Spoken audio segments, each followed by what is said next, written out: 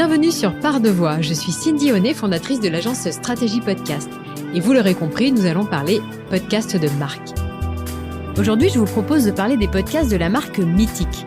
Qui ne connaît pas le célèbre site de rencontre pour l'avoir utilisé ou pas, qui a lancé ses podcasts pendant le premier confinement en mars 2020 pour accompagner les célibataires malheureux, privés de toute possibilité de rencontre à ce moment-là. Mythique a donc fait appel à une jeune célibataire parisienne, Pénélope Boeuf, du studio La Toile sur Écoute. Elle a produit Amour et Confinement, puis 2 autres séries, Amour et Déconfinement, suivies d'Amour et Révolution. Je vous propose d'écouter un petit extrait.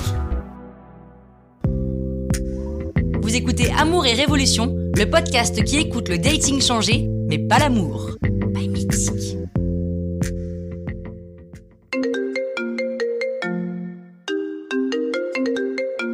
Allô ? Ça va le reconfinement ? Écoute, ça va super. Tu fais ton ménage de printemps ? Pas du tout. En revanche, ça y est, je me suis décidée. À quoi ? Devine. Non. Et si ? Mais c'est bon ça ? Bah écoute, on peut plus rencontrer personne dans les bars. Oui. Plus personne ne peut me présenter qui que ce soit. Oui. Et je peux même plus draguer au bureau à cause du télétravail, donc Application de rencontre. Exactement. Ah mais voilà. Mais enfin, t'en as mis du temps quand même. Oui, non mais là ça y est, je suis à fond. Ah tu vas voir, tu vas adorer. J'espère. Je t'avoue que j'ai quand même quelques réserves. C'est-à-dire ? Ah, dis-moi. Est-ce qu'on est vraiment sûr que ça marche ? C'est pas une légende ça, les gens qui se rencontrent en ligne ? Bonjour Pénélope. Bonjour Cindy. Alors tu es à la fois la productrice des podcasts de Mythique et la voix, puisqu'il s'agit d'une autofiction que tu racontes toi-même. Est-ce que tu pourrais revenir un peu sur le brief de départ avec Mythique et quelle a été, toi, ta réponse et tes convictions pour répondre aux objectifs de la marque sur ce projet ?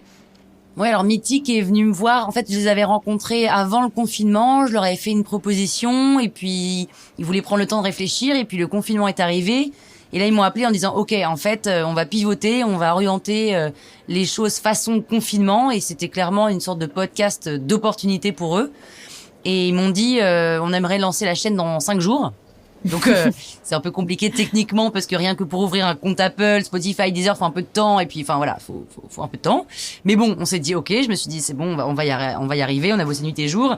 Et le brief c'était, alors ils en avaient pas beaucoup, il était clair et en même temps ils avaient aucune idée de ce qu'ils attendaient. Ils savaient juste qu'ils voulaient accompagner les célibataires, leur dire que c'est pas parce qu'ils étaient en confinement qu'ils pouvaient pas rencontrer l'amour, qu'ils pouvaient pas créer du contact, des liens avec des gens, etc., etc. Et c'est moi qui suis arrivée avec de la fiction, avec une idée de fiction déjà parce que moi c'est un peu mon créneau, et ensuite parce que par faute de temps, il fallait qu'on aille vite. C'était beaucoup plus facile de faire une fiction à une voix pour ce qui était de la première saison. Et donc, comme j'étais chez moi et que j'écrivais, que je montais, que je pouvais faire ma propre voix, on est parti là-dessus.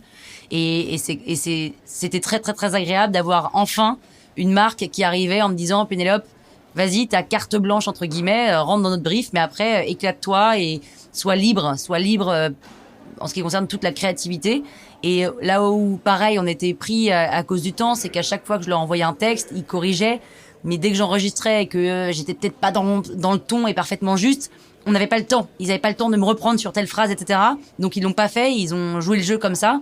Et au final, ça a quand même fonctionné. Et c'est parce qu'on a, et eux, et moi, été très rapides et on a vraiment travaillé main dans la main que ça a très bien fonctionné. Donc on a fait une première saison, puis une deuxième et enfin une troisième qui était différente du confinement, mais qui était plus sur leur campagne Q4 de 2020. Leur campagne, c'est quoi exactement ? Tu peux rappeler un petit peu les grandes lignes ? Ouais, alors eux, leur créneau de base, c'est la vraie histoire, la relation longue. Et donc tous les gens qui vont sur Mythique, c'est pour vivre une vraie histoire. Et là, le Q4, on a réfléchi ensemble à une tagline et c'était le dating a changé, pas l'amour. Parce que leur brief, c'était OK, ça fait 20 ans qu'on existe, avec tout ce qui se passe, les réseaux sociaux, même le confinement et les 20 années derrière nous. Forcément que le dating a changé, les façons de rencontrer ont changé, la façon de draguer a changé, le romantisme a changé, la notion de virilité, d'engagement, etc. ont changé. Donc comment est-ce qu'on peut mettre ça en concret, en audio ? Et donc on a trouvé cette tagline qui est « Le dating a changé, pas l'amour », parce qu'au final, même si le dating, les rencontres ont changé. Les gens sont toujours à la recherche de l'amour, que ce soit avec 1, 2, 3 personnes, entre deux personnes du même sexe ou pas, 3 personnes, transgenres. Enfin, il y a pas d'histoire. Et donc, au final, quelque part, l'amour reste intact, malgré la difficulté de rencontrer, etc., les différentes façons de rencontrer les gens. Du coup, on a fait une 3e saison, qui était donc Amour et Révolution, après avoir fait donc Amour et Déconfinement. Mais pour ce Q4, on a fait donc Amour et Révolution. Et là, c'était un peu plus, c'était différent parce qu'il y avait donc 2 voix. Et à chaque fois, c'est vraiment pour le coup une mini-fiction qui se suit. C'est sérialisé de 10 épisodes.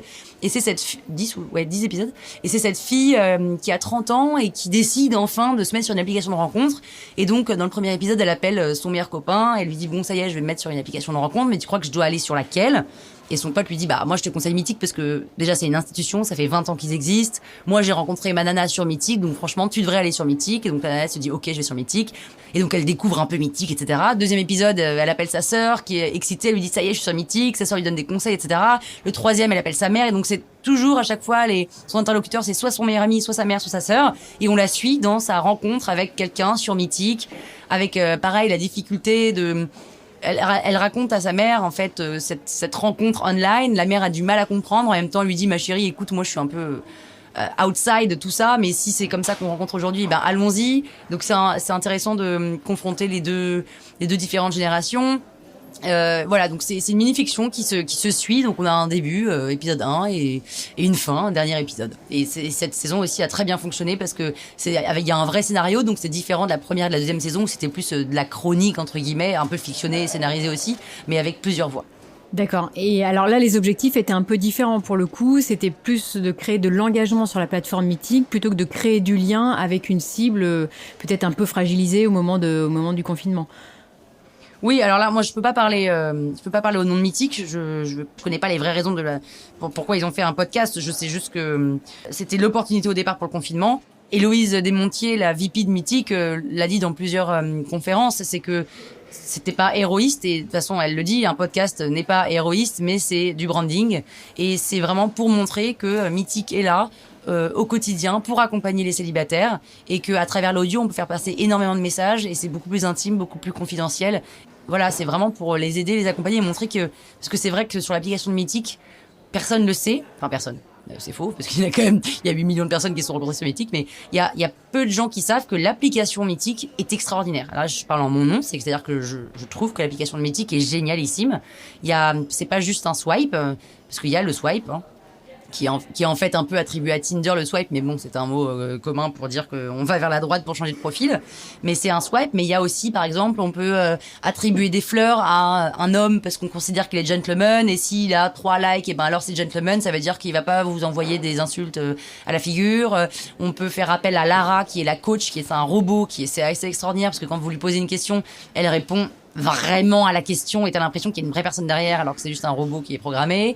Enfin, il y a plein de choses, plein de fonctionnalités. Il y a l'audio aussi qui a été mis en place assez tôt, enfin, ouais, et où en gros tu peux, si t'as pas, ils ont lancé l'appel vidéo, et en fait si t'es un peu timide et que t'as pas envie de faire un appel vidéo, et ben tu peux te lancer dans une conversation audio un peu comme un coup de fil sans filer ton numéro de téléphone. Enfin, c'est hyper évolué, et donc ils sont vraiment sur l'accompagnement.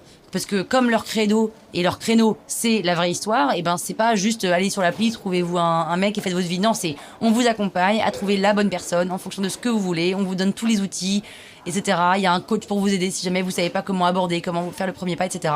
Donc c'est vraiment, voilà, c'est la raison principale pour laquelle ils ont voulu faire un podcast. Après, voilà, moi c'est ce que je peux dire en tout cas de ce que j'ai entendu que Mythique disait. D'accord, ouais, non, mais je comprends bien, mais en tout cas, ça s'intègre dans un dispositif assez global, quoi, puisque il y a d'autres outils autour du podcast qui viennent accompagner les célibataires. Ouais, alors après, ils ont toujours accompagné le podcast d'une campagne globale, parce que, et ils le disent, hein, ça n'a aucun intérêt de faire un podcast coup de poing, enfin seul, parce que ça serait une opération coup de poing qui se ferait un peu bec dans l'eau, parce que ça marche jamais de faire juste du podcast sans l'accompagner derrière de vidéos, ou de push, ou de posts Insta, de réseaux sociaux, etc. Donc bien sûr qu'il y avait tout un message derrière sur toutes les plateformes et sur tous les supports qui accompagnaient ce podcast. D'ailleurs, il y a eu une très belle couverture médiatique. Enfin, toi, tu sais s'il y a eu un gros investissement publicitaire, c'était un vrai choix stratégique justement pour faire décoller le podcast pour un premier lancement? Je connais pas les investissements médias. En revanche, je sais qu'il y en a eu parce que Mythique fait les choses bien et c'est vrai que c'est possible quand vous êtes une petite entreprise de faire un podcast de marque et de pas avoir d'argent pour investir et pour faire émerger et promouvoir votre média.